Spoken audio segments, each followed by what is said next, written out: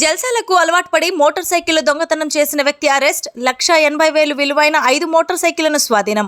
నంద్యాల 3వ పట్టణ police station అధికారులు రాబడిన సమాచారం మేరకు నంద్యాల 3 టౌన్ ఇన్స్పెక్టర్ గోపాలకృష్ణ గారి ఆధ్వర్యంలో సబ్ ఇన్స్పెక్టర్ నాగేంద్ర ప్రసాద్ మరియు సిబ్బంది సహాయంతో బొమ్మల సత్రం రామలింగారెడ్డి డిగ్రీ కాలేజ్ దగ్గర అనుమానాస్పదంగా తిరుగుతూ ఉన్న వ్యక్తిని పట్టుకుని విచారించగా ఈ మధ్య కాలంలో పనికి పోతే వచ్చే డబ్బులు సరిపోక జల్సాల కోసం నేను బైక్ దొంగతనం చేశానని ఒప్పుకోవడం జరిగింది.